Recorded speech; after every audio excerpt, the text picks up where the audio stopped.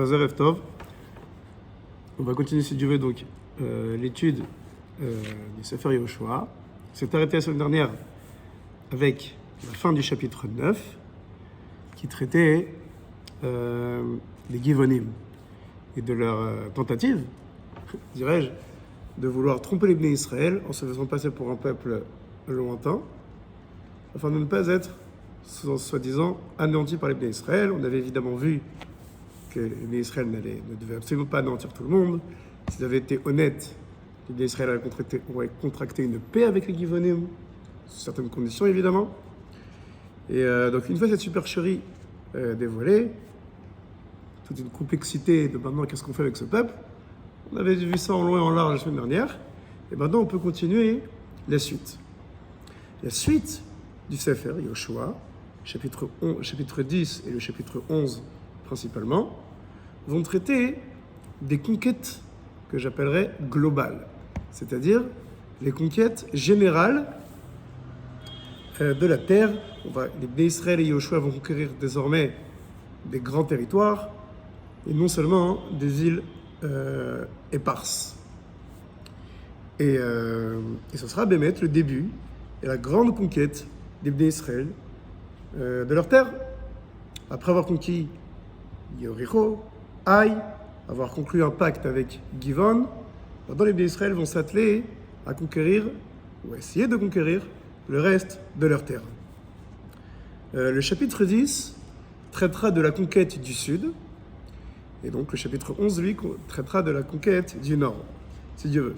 Donc, Kedarkenu, comme nous avons l'habitude, nous allons lire quelques psukim et les traduire et expliquer, essayer d'approfondir tout ça. Bezrat Hashem. ויהי כשמוע אדוני צדק מלך ירושלים כי לקד יהושע את עי ויחרימה כאשר עשה ליריחו ולמלכה כן עשה לעי ולמלכה וכי השלימו יושבי גבעון את ישראל והיו בקרבם. כן, ce fut lorsque Adoni Tzedek, le roi de Jérusalem, il a entendu donc que Yoshua avait conquis la ville de Haï et il lui avait fait ce qu'il avait également fait à Yericho. Et également, il a entendu que les Givonim, que les Yoshvé Givon, que les habitants de Givon ont fait le shalom, qu'ils ont fait un pacte avec les Bnei Israël. Alors, Veirou Meod, ils ont eu très peur. C'est que les habitants de Jérusalem ont eu très peur. Ki ir gdola Givon, ka'achat area mamlacha, v'chi gdola min ha'ai, v'chol anshe kiburim. Que la ville de Givon était une ville forte, avec de nombreux soldats à l'intérieur. Et malgré tout, les gens de Givon ont eu peur pour eux-mêmes. Et donc, ils ont fait toute cette manigance pour pacter avec Israël. À plus forte raison, donc, Yerushalayim, qui était moins costaud, alors, naturellement, ils ont eu peur des Bnei Israël. C'est-à-dire que le roi de Jérusalem, il comprend ici qu'il est la prochaine Tahana. C'est lui la prochaine station. C'est lui, il sait très bien que c'est vers lui que les Bnei Israël vont désormais se diriger dans leur conquête. Et donc, qu'est-ce qu'il fait? Alors, comment réagit Adoni Tzedek à cela? Ve'ishlach Adoni Tzedek melech Yerushalayim Eloham melech Hebron ve'el Piram melech Yarmut ve'el Yafia melech Lakish ve'el Dvir melech Eglon lemor. Alou elai ve'izruni ve'nake et Givon ki ishlima et Yehoshua ve'et Bnei Israël. Alors il va voir 4 autres rois des contrées à côté. Donc il va voir le roi de Hebron, le roi de Yarmout, le roi de Lakish, le roi de Dvir et le roi d'Eglon. Et il leur dit, venez m'aider. Et son programme, son projet est d'aller s'attaquer, pas au Bnei Israël, mais à Givon. Qui Ishlima et Yehoshua avec Israël. Parce qu'ils ont fait une alliance avec Yehoshua et avec Israël. C'est-à-dire que la coalition du Sud qui est en train de se former, elle n'est pas pour attaquer les Bnei Israël, elle est pour attaquer Givon. On avait déjà expliqué que l'alliance qui a été contractée entre Israël et Givon, ça a fait une sorte de chitz, ça a coupé la grande coalition du nord au sud de tous les habitants de Canaan contre les Bnei Israël. Et donc, entre guillemets, le roi de Jérusalem, il dit ici à sa coalition qu'il faut aller attaquer Givon, récupérer le terrain et refaire une continuité avec les rois du Nord pour refaire cette énorme coalition contre les Bnei Israël. C'est-à-dire ויאספו ויעלו 5 מלכי אמורי, מלך ירושלים, מלך חברון, מלך ירמות, מלך לקיש, מלך עגלון, הם וכל מחניהם, ויחנו על גבעון וילחמו עליה. Okay? Donc tous ces 5 rois et leur peuple et leurs armées sont allés et ont campé pour aller attaquer Givon. וישלחו אנשי גבעון אל יהושע אל המחנה הגלגלה לאמור, אל תריב ידך מעבדך, עלה אלינו מהרה, והושיע לנו, ועזרנו כי נקבצו עלינו כל מלכי אמורי יושבי ההר. כן? Et donc, les habitants de Givon ont envoyé à Yehoshua pour lui dire la chose suivante. Viens nous aider parce que tous les rois de Émori, donc tous les rois du sud, se sont regroupés contre moi pour m'attaquer. On avait déjà expliqué que l'alliance entre Israël et les Anshe Givon, c'était notamment pour être sous le protectionnat des Bnei Israël. C'est-à-dire que les peuples reconnaissent la souveraineté des Bnei Israël sur leur terre et acceptent les 7 mitzvot Béné Noir, notamment de ne plus faire la Zara. Très bien. Mais l'autre condition, c'est que, alors, qu'est-ce qui gagne à ça? C'est que non seulement ils peuvent rester sur leur terre, et ils ne dérangent pas, mais en plus, ils sont protégés par les Bnei Israël. Donc justement, ici, Givon, qui est attaqué par cette coalition des rois du Sud, naturellement et légitimement, ils appellent Yehoshua et Israël pour les protéger. On verra que justement, ce sera ça la Isdamnut, l'opportunité pour les Bnei Israël de conquérir les territoires du Sud. Vaya'al Yehoshua mina Gilgal uvechol ha'am ha'milchama imo vechol giborei Echaim. Donc Yehoshua est monté du Gilgal, du camp où ils étaient retranchés, pour aller défendre les Givonim. Donc on voit ici que cette guerre contre les rois du Sud n'est pas forcément une étape prévue par Yehoshua. Peut-être, on peut imaginer, que Yehoshua avait prévu de continuer de conquérir ville par ville, jusqu'à atteindre un grand territoire et former un espèce de bastion contre les autres villes. Mais là, ici, il a une fenêtre d'ouverture ici, Yehoshua, de se battre non ville par ville, mais de se battre contre une coalition plus globale des rois du Sud. Donc, ça veut dire que si...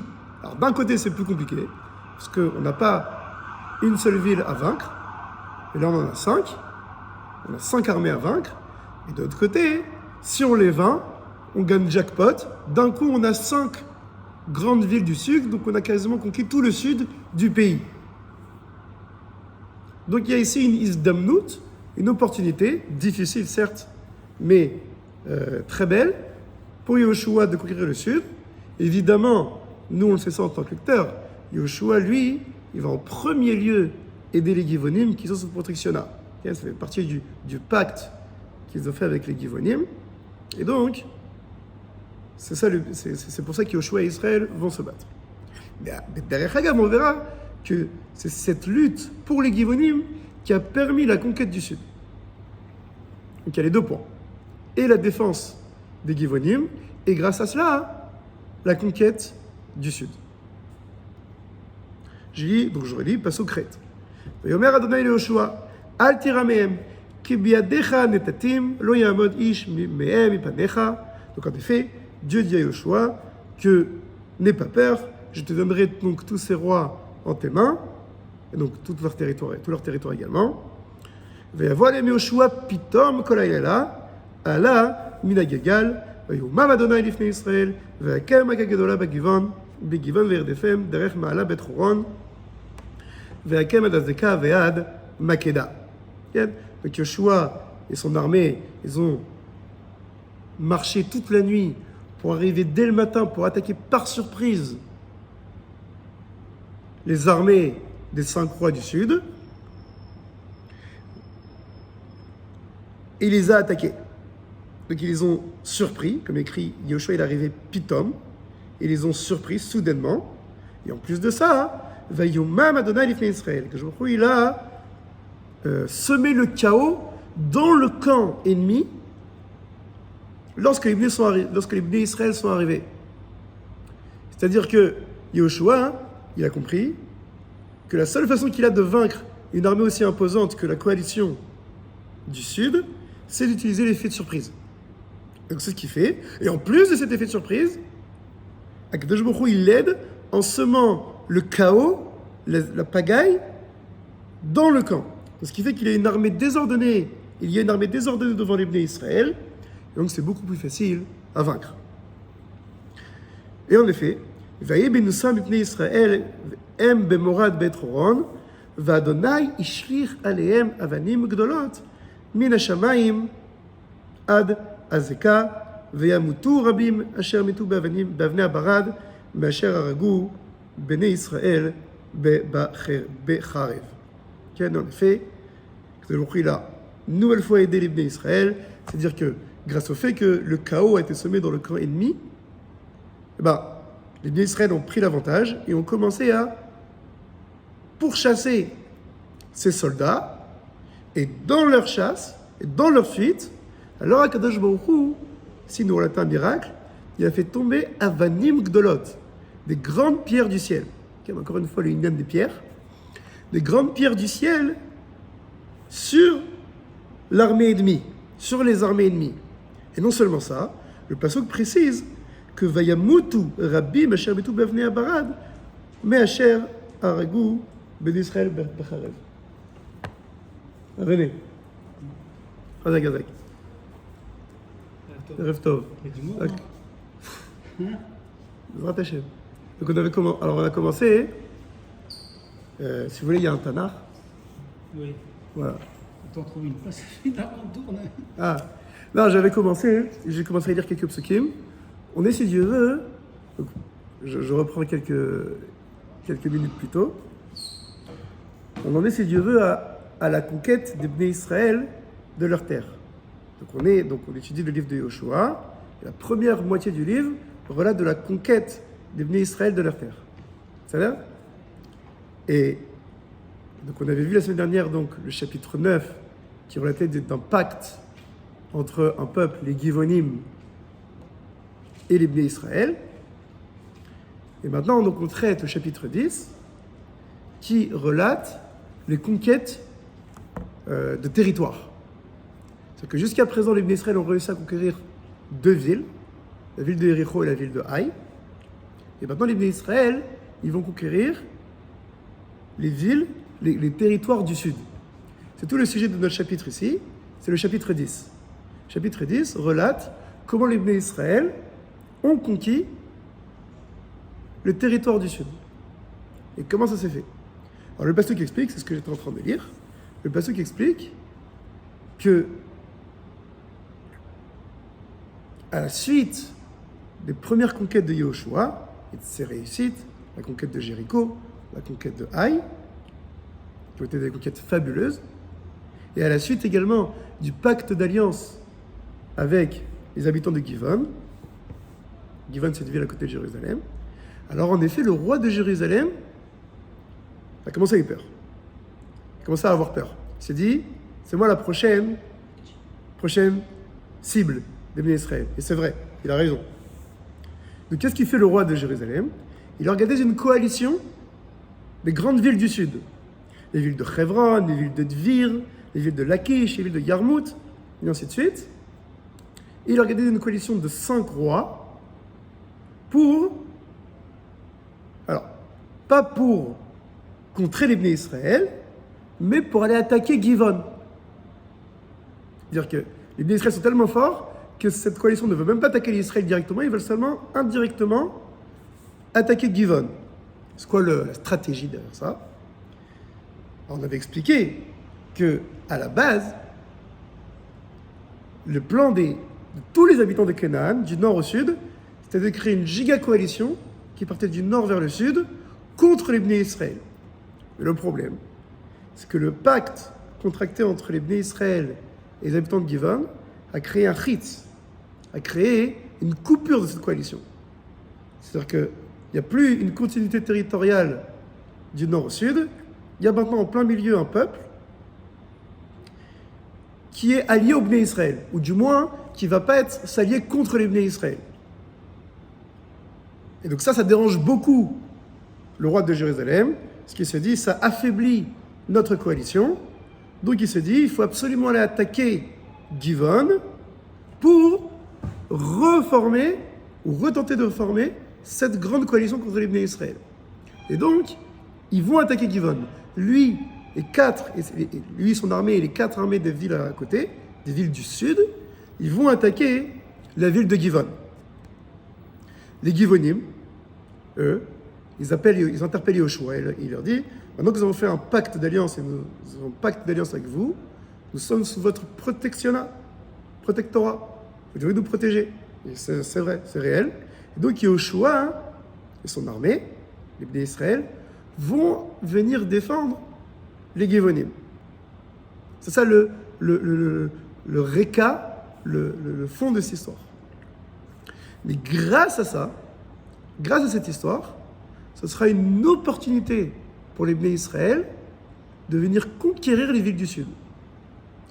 C'est sur ça qu'on venait d'expliquer. C'est que, certainement que la stratégie de base de Yoshua, c'était de conquérir uniquement ville par ville, petit à petit. Mais grâce ici à la coalition du Sud, il y a ici une fenêtre de tir pour les Bnei Israël de conquérir d'un coup un énorme territoire. Tout le sud de la terre d'Israël. Et donc, c'est, entre guillemets, une aubaine. Et c'est ce que tu es en train de dire, c'est ce que dit Akadosh Baruch Hu à Yoshua, Al tira mehem, n'aie pas peur, ki biadecha natatim, car je te donnerai ces villes et ces territoires entre tes mains. Et voilà, et donc c'est ça. Et donc là, maintenant, on est donc au début du chapitre 10, on est sur la description de cette guerre. On voit que cette guerre, elle est fabuleuse. Premièrement, Yoshua et ses hommes marchent toute la nuit pour aller surprendre dès tôt le matin les soldats de cette coalition du Sud, parce qu'ils sont beaucoup moins, les Bnei Israël. Donc ils savent que leur seul avantage, c'est l'effet de surprise. Et en plus de ça, précise le Passouk, Kadosh Baruch Hu, il a semé le chaos dans le camp ennemi. Vayumam Adonai lifnei Israël.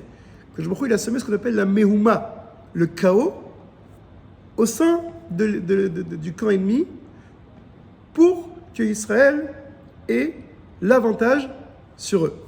C'est ça? C'est clair ce que je dis? Voilà. Et donc, en quelle année ça s'est passé? C'est passé,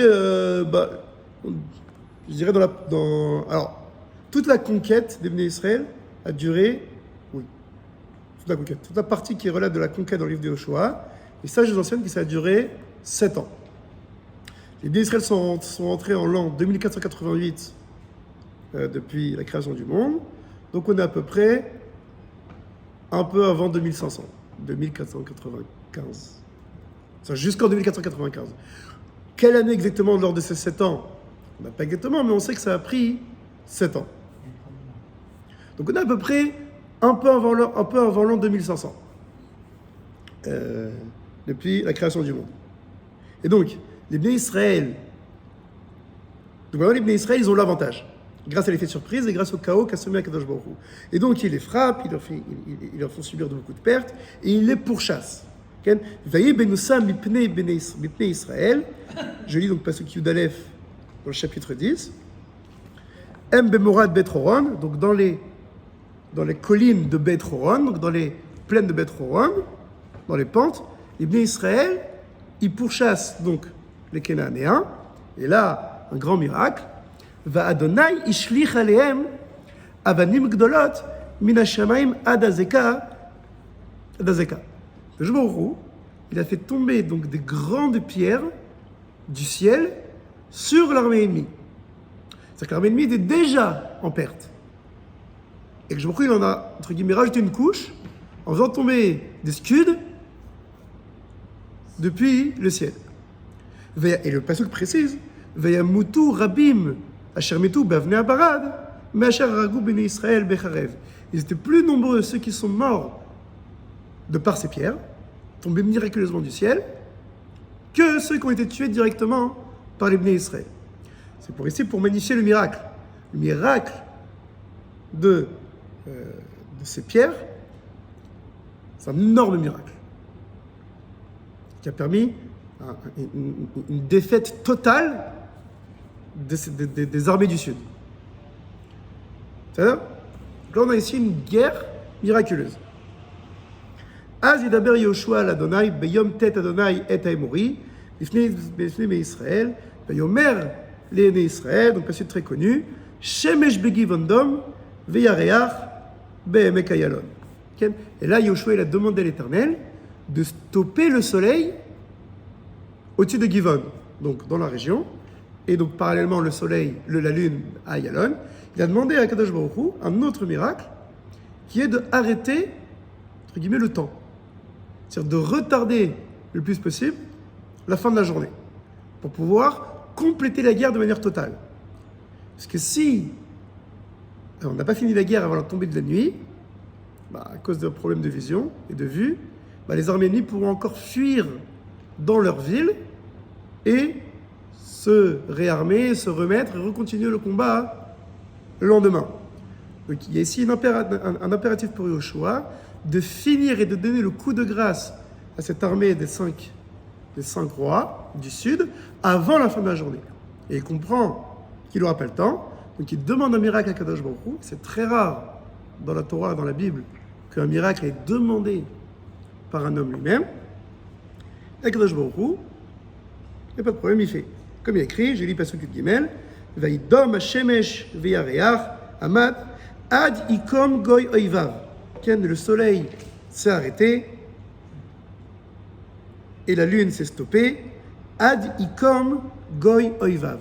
Jusqu'à ce que le peuple il s'est vengé de son ennemi.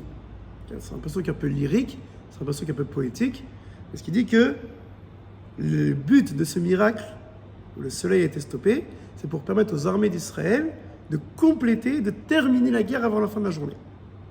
Allo Iktuva al Sefer HaYashar, ce miracle est écrit donc dans le Sefer HaYashar, c'est un livre antique qui relate des miracles et des victoires des Bnei Israël à leur époque. Ve'amod Hashemesh bechatei shamayim, le soleil s'est tenu à la moitié du ciel. Ve'lo atz lavo, il n'a pas continué à avancer.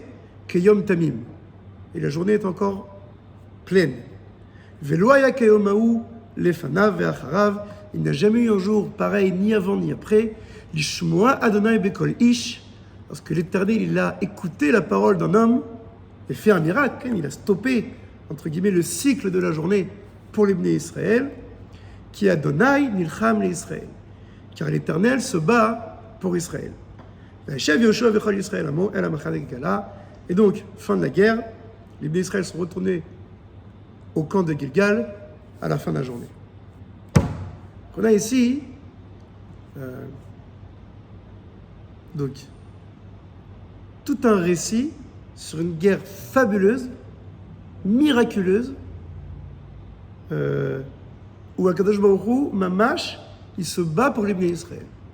C'est lui qui fait, c'est lui qui tue plus que les Bnei Israël lui-même. C'est les miracles d'Akadosh Baruch Hu sont ici le moquette, le focus essentiel de cette guerre.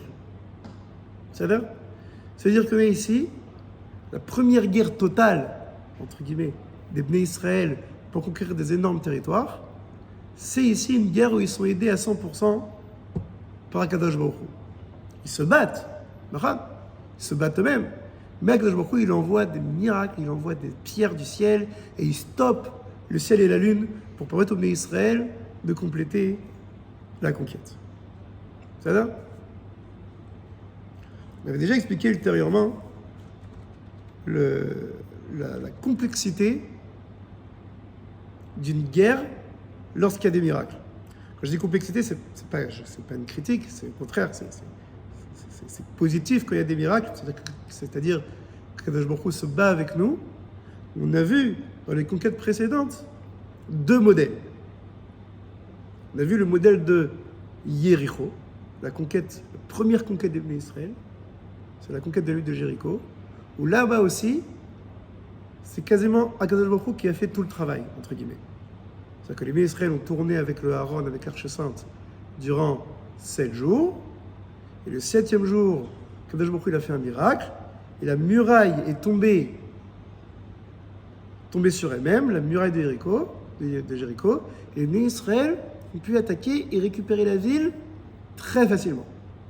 Parce que 70%, 80% de la difficulté de prendre la ville de Jéricho, c'était sa muraille. La muraille étant tombée miraculeusement, le reste était très simple pour les Bnei Israël. Donc, on voit qu'une guerre miraculeuse, c'est une guerre positive, c'est une guerre qui marche. D'un autre côté, on avait un autre modèle, qui lui aussi est positif. C'est un modèle où les Bnei Israël se battent eux-mêmes, sans intervention divine directe. Il n'y a pas de miracle. On a vu ça lors de la 2e conquête de Haï.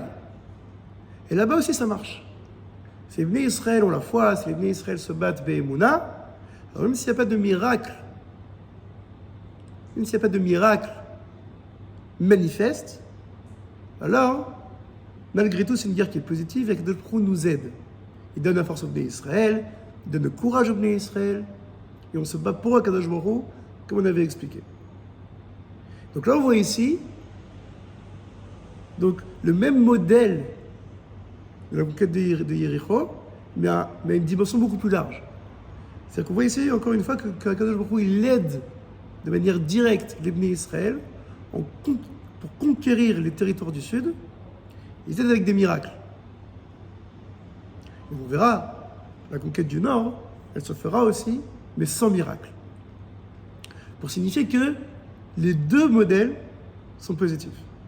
C'est-à-dire que les deux modèles, et Akadosh Baruch Hu quand il se bat directement avec les Bnei Israël, ou bien quand les Bnei Israël se battent, entre guillemets, seuls, c'est-à-dire sans miracle manifeste, les deux sont positifs. Les deux sont mécoupables, les deux sont légitimes. En vrai, quand on réfléchit à ça dans une perspective plus large, on voit que tout le livre de Yehoshua depuis le début, c'est justement c'est-à-dire que, je reprends comme ça. Le fait d'avoir des guerres avec des miracles et des guerres sans miracles, ça montre, on voit dans les psukim qu'il y a aussi une volonté du prophète, de Yehoshua, de plus en plus éduquer les Bnei Israël à se battre sans miracle. C'est-à-dire que les miracles sont nécessaires au début, lors de la première ville, lors de la première guerre générale contre un territoire entier. Les miracles sont nécessaires pour, entre guillemets, permettre aux Bnei Israël de mettre le pied à l'étrier. Mais au fur et à mesure, on voit que, et même chez Yehoshua, une volonté d'apprendre à se battre seul, sans avoir besoin de miracles. C'est ça qu'on voit que la conquête du Sud, elle se manifeste par beaucoup de miracles. Et on verra au contraire que la conquête du Nord, il y a beaucoup moins de miracles. Certains y voient là une critique, mais en réalité, on voit ici plutôt un passage d'une vie qui est basée sur des miracles à une vie beaucoup plus responsable où les Bnei Israël arrivent à se battre tout seuls. Ils ne se battent jamais que pour eux-mêmes. On se bat évidemment pour Akadosh Baruch Hu. Mais le fait de pouvoir se battre tout seul sans les miracles, c'est une ma'ala, c'est une certaine ma'ala, c'est un certain niveau. Dans une perspective plus générale, on voit que tout le livre de Yehoshua, c'est la volonté de nous enseigner le passage d'une vie de miracle, la vie des Bnei Israël dans le désert, et à une vie, on va dire, beaucoup plus naturelle en Eretz Israël, où il y a moins besoin de miracles. On avait vu au Pérec au chapitre 5 que les Bnei Israël ont arrêté de consommer la manne lorsqu'ils arrivent en Eretz Israël, pour signifier que les Bnei Israël n'ont plus besoin de ce miracle de la manne pour se nourrir. Maintenant en Eretz Israël, les Bnei Israël doivent donc se débrouiller par eux-mêmes pour se nourrir. Et pareillement, c'est ce qu'on voit ici, et c'est ce qu'on verra dans la suite de la conquête, qu'au fur et à mesure, les Bnei Israël vont avoir besoin de moins en moins de miracles. Alors certes, c'est vrai, les miracles de cette lutte, de cette guerre contre le Sud, sont phénoménaux. Il y a des pierres qui tombent du ciel, il y a le soleil qui s'arrête, ça change, que je me change complètement Maaseh Bereshit, toute la création du monde, pour les Bnei Israël. C'est incroyable. Et de l'autre côté, quand on s'y attend un peu plus, on voit que ces miracles sont moins nécessaires. Ils sont importants. D'ailleurs, ils font plus de dégâts que les Bnei Israël, mais c'est pas eux qui font, qui tranchent le combat. C'est-à-dire que les Bnei Israël ont déjà attaqué le camp ennemi. Et les Bnei Israël sont déjà en train de les poursuivre. Donc, entre guillemets, ils ont déjà gagné le combat. Et malgré tout, Akadosh Baruch Hu vient et nous aide en faisant tomber des énormes pierres sur les ennemis, en stoppant le soleil pour nous permettre de nous vaincre. C'est-à-dire que ces miracles, ils ne sont pas là justement, ils sont pas là pour faire gagner le combat, parce que les Israël sont capables de gagner le combat tout seuls. Et ils se battent pour Akadosh Baruch Hu, il n'y a aucun doute. Mais ils sont là pour nous montrer que même s'il n'y a pas forcément besoin, Akadosh Baruch Hu, il est avec nous. C'est-à-dire que ce miracle phénoménal de stopper le soleil, mais ce faux Shel Davar, c'est pour permettre aux Bnei Israël de se battre, de donner quelques heures en plus aux Bnei Israël de se battre. Donc, Akadosh Baruch Hu, il ne détruit pas tous les ennemis d'un coup comme ça et les Bnei Israël ne font rien. Non, Akadosh Baruch Hu, en faisant ces miracles, il permet aux Bnei Israël de continuer de se battre eux-mêmes, de prendre les armes, de se battre eux-mêmes. Donc ces miracles, aussi fabuleux soient-ils, quand on s'y attarde un peu plus, on voit qu'ils rentrent dans cette dynamique-là, que Kadosh Baruch Hu, il veut nous enseigner, il veut nous montrer, il veut nous enseigner, il veut nous apprendre à nous battre nous-mêmes. Alors évidemment, dès le début, il nous aide. Et ces aides sont phénoménales. Il fait tomber des énormes rochers du ciel, il stoppe toutes les galaxies pour les Bnei Israël. Malgré tout, le Ika, c'est un Israël qui se bat. Alors un autre miracle qu'on ne doit pas oublier, c'est le premier, c'est le chaos qui est semé. Lui, c'est un miracle qui est moins visible. La paga et la zizanie dans le camp, c'est essentiel également, parce que c'est ce qui a permis aux Bnei Israël d'avoir l'avantage directement, c'est-à-dire de trouver l'armée ennemie n'était pas ordonnée, n'était pas organisée pour pouvoir battre les Bnei Israël, ils étaient désordonnés, ils étaient au chaos, et ça permet aux Bnei Israël, même s'ils étaient moins nombreux, de vaincre l'armée de la coalition du Sud. Et donc, grâce à ces miracles, qui sont, enfin le chaos est moins flagrant, et les miracles du caillou et de stopper le ciel, c'est moins, entre guillemets, nécessaire. Et ici, un remède pour dire que ces miracles sont importants, mais ce qui est important aussi, c'est l'action humaine. Donc évidemment, cette première partie du combat, elle est phénoménale, elle est miraculeuse. Mais on peut déjà y détecter la suite. C'est-à-dire que les Bnei Israël vont aussi apprendre à se battre par eux-mêmes, comme ils l'ont fait pour la ville de Haï. C'est là? C'est clair? Donc c'est en ça que c'est fabuleux. C'est que l'Éternel se bat pour nous, comme écrit qui a donné Nilcham l'Israël. Mais entre les lignes, on peut détecter que les Bnei Israël aussi apprennent petit à petit à se battre eux-mêmes. Et c'est ça qui est beau. Ce que je voulais également rajouter, c'est cette histoire de Me'uma. C'est pourquoi cette guerre elle est importante, cette première guerre, au-delà des miracles qu'on voit, ça elle rappelle beaucoup le passage de la mer Rouge, c'est la mer Rouge. Lors du passage de la mer Rouge, j'ai également écrit que Kadosh Baruch Hu a semé le chaos au sein des troupes égyptiennes. Okay? Il a également écrit au sujet de Bnei Israël, et il a également écrit au sujet de la sortie de la mer Rouge, que Adonai Elohechem ilachem lachem, que l'Éternel, votre Dieu, se battra pour vous. Ce qui rappelle également ce qu'il a écrit ici, qu'Adonai nilcham l'Israël, car l'Éternel se bat ici pour Israël. Okay, c'est une guerre fabuleuse, qui rappelle en beaucoup de points le passage de la mer Rouge, avec ces miracles, avec les pierres qui tombent du ciel, avec même le Lachon Barad, la grêle qui rappelle la plaie, le Makat Barad. Donc on voit ici que ces miracles ici sont phénoménaux.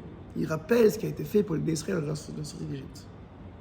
Et malgré tout, comme on l'a expliqué, il y a déjà un remède, une allusion pour la suite, que les Israël vont devoir se battre et vont continuer à se battre par eux-mêmes. Et c'est Bémet ça la sortie d'Égypte, si vous m'autorisez une digression, que Bémet et les Israël aussi devaient se battre lors de la sortie d'Égypte. Alors ils sont montés armés, écrit Ubnei Israël Chamushim. Ils sont sortis Chamushim. C'est quoi Chamushim? Ils sont sortis armés. Et pourquoi ils sont sortis armés? Ils sont sortis armés parce qu'ils devaient se battre contre les Égyptiens. Malheureusement, un peuple qui vient de sortir de 400 ans d'esclavage n'est peut-être pas prêt à prendre les armes et à se battre pour sa liberté. Donc Akadosh Baruch Hu s'est battu pour nous. Mais ici, donc les enfants de cette génération, eux, ils sont prêts à se battre pour eux-mêmes. Donc évidemment, Akadosh Baruch Hu, lors de la première guerre totale, lors de la première guerre de territoire, il nous aide et il nous fait 10 miracles qui s'apparentent totalement à ceux d'Égypte. Mais la nuance ici, que les Bnei Israël, eux, ils sont ici capables de se battre. Et donc, les miracles, ils sont BTM. Les miracles ici ne sont pas ici. Ils ne viennent pas ici éliminer et effacer l'action humaine. Ils viennent permettre l'action humaine. C'est-à-dire que je vous aide dans la première Maka, je vous rajoute du temps pour vous battre, et grâce à ça, vous pouvez vous battre. Et ce qu'on verra à la deuxième partie du chapitre, parle également de la conquête, de la suite de la guerre des Bnei Israël, où là, il n'y aura pas de miracle. Pour nous signifier encore une fois que l'action humaine aussi a son importance. Vous savez? C'est ce qu'on voit ici. Donc je continue à lire. Donc, Ve'anusu chameshet hamelachim ha'ele ve'yichbeu b'ma'ara b'makeda. Donc ces 5 rois, lors donc de la poursuite, ils sont allés se cacher dans une grotte à Makeda. Ve'yogad Yehoshua les morts. Nimsa chameshet hamelachim nichbaim b'ma'ara b'makeda. Donc il a été annoncé à Yehoshua, donc le renseignement, que les 5 rois se sont cachés dans une grotte. Ve'yomer Yehoshua golou avanim gdolot el pi ha'me'ara v'yifkidu alehem anashim leshomram. Donc bloquez l'entrée de la grotte avec des grandes pierres et disposez-y des gardes. Ve'atem al ta'amdu, ne vous stoppez pas. Ritfu acharoi vechem v'zinaftem otam, pour chasser vos ennemis. Al titnum lavo el arihem, ne les laissez pas rentrer chez eux dans leur ville. Ki natnam Adonai Elohechem yadechem, car l'Éternel votre Dieu vous les livre dans vos mains. Ve'i kechalot Yehoshua bnei Israël akotam maka gdola meod atumam ve'asridim sardu mehem ve'vu el aram mitzar. Donc ce fut après que les Bnei Israël ont terminé de les frapper, de leur donner une maka gdola.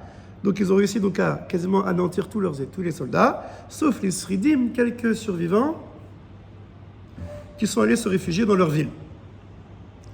Donc tout le peuple est retourné à se retrouver Yoshua à Makeda, Beshalom velo charaz ibnei Israël les ish et les shonokem, et aucun des Bnei Israël n'a soupiré avec la langue, c'est-à-dire que c'était une guerre qui était assez simple. Il n'y a eu aucun dégât, aucune victime chez les Bnei Israël. C'est vrai? Et donc de ce fait, Veomer Yoshua pitrou et pi ha'me'ara. Donc maintenant que la guerre est finie, le combat, la bataille est finie, on peut aller s'occuper des 5 rois bloqués dans la grotte. Donc il dit, ouvrez la grotte, et amenez-moi les 5 rois, donc ainsi les soldats de Yoshua lui ont ramené les 5 rois, les rois de Jérusalem, de Hebron, de Yarmout, de Lachish et de Eglon. Donc ce qu'ils ont amené, donc Yoshua a amené tous les Bnei Israël. Il a dit donc aux commandants et aux officiers de l'armée, ceux qui sont allés avec lui, Kirvu, approchez-vous, Simu et Draglechem al Tzavaream Melachim Aele, Vaikrivu et Simu et Draglechem al Tzavaream. Donc, il a amené, il a dit, voilà, placez vos pieds sur les coups de ces 5 croix, pour signifier la victoire totale et la reddition totale de ces 5 croix face à Yehoshua et à son armée. Ça va? Et ainsi ils ont fait. Veomer alem Yoshua, al tiraou mehem, al tiraou, n'ayez pas peur, al tertou, cheskou veimtsu, et confiance, qui kacha yase Adonai lechol evechem, shatem echem otam. Car ainsi fera l'Éternel votre Dieu à tous vos ennemis avec qui vous vous battez. Vakem Yoshua achechen vemetem veetlem al chamisha etzim vayut tluim al etzim ad ha'erev. Et Yoshua donc les a frappés, les a tués, les a pendus jusqu'au soir. Veiled boa shemesh, il suffit donc à la fin de la journée. Tu vas Yoshua ve'oridem me'al ha'etzim. Donc Yoshua a descendu les corps des poteaux et il les a donc placés dans leur grotte où ils s'étaient cachés. Il a disposé des cailloux, des grandes pierres là-bas pour fermer la grotte. Adayom Azeh. C'est-à-dire, donc on a ici une deuxième partie du récit où là on ne voit pas de miracle. On voit au contraire la grandeur et la puissance de l'armée des Bnei Israël de Yoshua. Yoshua est décrit ici est présenté ici comme un grand commandant qui donne des instructions à ses soldats et ses soldats qui s'exécutent, et il est tout puissant face à ses ennemis, il les écrase, une symbolique de écraser les pieds sur les coups. Donc il y a vraiment une victoire totale des Bnei Israël, mais sans miracle, comme on peut voir. Encore une fois, ça revient à ce qu'on disait juste avant, que encore une fois, on nous raconte ici un récit où il n'y a pas de miracle, pour témoigner que c'est tout à fait légitime. Et au contraire, c'est la suite, c'est la dynamique. Le point qu'il faut soulever ici, et que beaucoup de commentateurs se posent la question, notamment le Abrabanel, c'est l'ordre du récit. Le premier récit parle, la guerre elle est fabuleuse, elle est miraculeuse, avec Akadosh Baruch Hu expose tout le monde, et tout le monde gagne, Akadosh Baruch Hu se bat pour les Bnei Israël. Puis, au Pasuk Tet Zayin, Tet Vav, les Bnei Israël retournent au combat, retournent chez eux au Gilgal. Donc sous-entendu, c'est la fin du combat. D'un autre côté, juste après, on nous parle des 5 rois qui ont fui, et qui sont cachés, que Yoshua récupère, et qui les bat, et qui les pend. Ça veut dire, l'ordre des psukim, dès qu'il nous les présenté, ça paraît bizarre, parce que la guerre est déjà finie, et on rebelote, on repart sur une nouvelle poursuite des 5 rois. On comprend pas. Alors, les commentateurs expliquent, notamment Abrabanel, qu'en réalité, les deux histoires sont simultanées. On a l'histoire globale, comme ça dit Abrabanel, le clan, l'histoire générale, l'histoire des miracles, que Baruch Hu se bat pour les Bnei Israël. Et ensuite, la deuxième partie du récit, qui parle de Yoshua et qui récupère et qui tue les 5 rois, on revient en arrière. On repart de la même journée, mais moins sous le prisme des miracles et des miracles qu'a fait Akadosh Baruch Hu, mais plus maintenant pour voir l'action humaine de Yoshua. C'est-à-dire que pendant la poursuite des armées, qu'est-ce qui se passe? Il appelle ça l'Abrabanel le prat. Il dit maintenant, il dit maintenant le pasuk nous détaille qu'est-ce qui se passait concrètement. D'ailleurs, on voit que c'est la même Maka Gdola que les Bnei Israël font dans le deuxième récit, c'est la même qui est rapportée dans le premier récit.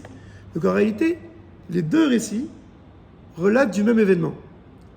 C'est juste deux récits qui relatent du même événement parallèles qui sont passés l'un à côté de l'autre. Encore une fois, pour nous signifier que les deux font la paire. Et le premier récit miraculeux sur la victoire d'Akadosh Baruch Hu qui se bat pour nous est légitime. On adore. Akadosh Baruch Hu se bat pour nous, c'est exceptionnel. Ça rappelle évidemment la sortie d'Égypte. Mais également le second récit, qui parle ici de la touchia, du génie militaire de Yehoshua, c'est également essentiel. Et ça rentre dans la dynamique, que les deux sont essentiels, et l'action divine et l'action humaine, dans la conquête des villes du Sud. Que aussi bien la puissance, la toute-puissance d'Akadosh Baruch Hu est nécessaire, mais également la grandeur militaire de Yehoshua est nécessaire. C'est pas la même chose évidemment, mais et l'action divine et l'action humaine sont ici nécessaires. Et c'est pour ça que Yoshua dit à ses soldats, juste emprisonnez les 5 rois dans leur grotte et ne vous arrêtez pas sur eux, allez continuer à poursuivre toutes les armées pour éviter qu'ils rentrent chez eux et qu'ils se reforment pour continuer le combat. Il faut absolument que le combat soit fini avant la fin de la journée. Comme je l'ai expliqué. Bon, on voit ici que donc on relate du même événement. C'est-à-dire qu'on voit sur le même événement sous deux prismes différents. Donc une fois que donc Yehoshua, une fois que donc les soldats, les 5 rois ont été emprisonnés, et que les Bnei Israël ont continué la poursuite des armées, de tous les soldats, comme nous les précisé dans le premier récit, alors une fois que ça est terminé, que les armées ont été détruites, qu'il ne reste que quelques survivants qui ne pourront pas se mesurer au Bnei Israël, alors là, Yehoshua, il peut s'atteler à récupérer les 5 rois et les tuer et manifester ici la puissance des Bnei Israël sur les Canaanites. Et grâce à ça, Yehoshua il arrive à conquérir un énorme territoire, tous les territoires du sud. Donc en réalité, ici, on a un chapitre ici, le chapitre 10, qui est totalement construit autour de cette dualité qui se complète entre l'action divine et l'action humaine. Le premier récit parle de l'action divine, la puissance, toute puissance d'Akadosh Baruch Hu, qui vainc tout le monde. Et même les dégâts et les réussites faits par Akadosh Baruch Hu sont plus importants que les réussites des Bnei Israël. Et d'un autre côté, on a un deuxième récit qui relate du même événement en simultané, mais sous une autre vision, qui veut ici donner toute sa place à l'action humaine. Les Bnei Israël, d'eux-mêmes, ils se battent, ceux qui poursuivent tous les soldats, ceux qui pourchassent les rois, ceux qui les récupèrent, ceux qui mettent leurs pieds sur les rois pour manifester leur toute-puissance, et c'est OK. C'est-à-dire que les deux prismes, les deux visions, et l'action divine et l'action humaine, font la paire. Car l'Éternel se bat pour nous. Mais d'un autre côté aussi, on se bat également nous aussi. Et dans des visions plus globales, on avait vu que c'était vraiment la hashlama, le shalom qui peut exister. C'est que d'un autre côté, Akadosh Baruch Hu se bat pour nous, et d'un autre côté, on se bat pour Akadosh Baruch Hu. Donc tout est en osmose et la réussite ici, elle est totale. Donc c'est ce que veut dire ici, c'est ce que veut nous enseigner ici ce pasuk, ce perek, c'est lors de la première conquête globale, lors de la première conquête de territoire des Bnei Israël, Akadosh Baruch Hu nous aide. Mais sans pour autant que ça élimine l'action humaine. Les deux vont ensemble. À la différence de Yéricho, où là-bas l'action humaine a été minime, ici l'action humaine n'est pas minime.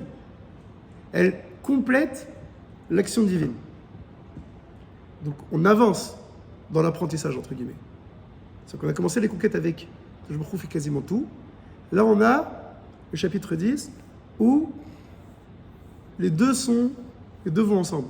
Et l'action manifeste divine et Bnei Israël. Et on verra le chapitre 11, que Akadosh Baruch Hu est toujours présent, mais pas de manière manifeste. C'est-à-dire qu'il n'y a plus de miracle. On va passer à un autre modèle, où là, mais Aleph à Tav, de 0 à 100, c'est les Bnei Israël qui vont se battre. Ils vont réussir grâce à Akadosh Baruch Hu, mais sans avoir besoin de miracle. Donc je termine un peu le pasuk. Alors ensuite, la suite du pasuk, c'est la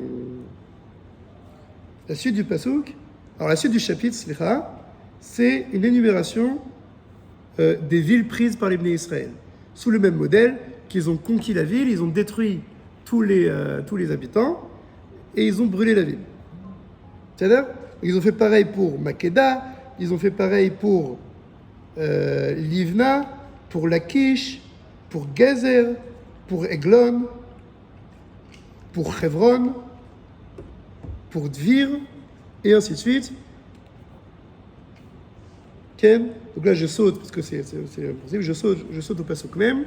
Vayake Yehoshua et Haaretz, et Kol Haaretz, Yehoshua il a frappé dans toute cette terre, donc la terre du sud, Ahar, Negev, Shfela, Ashdod, Kol Malchem, et tous leurs rois, Lo Ishir Sarid, il n'y avait plus de survivants, Kol HaNeshama Ichim, donc il a détruit tout le monde, Kasher Tiva Adonai Elo Israël, comme l'a ordonné Dieu, le Dieu d'Israël.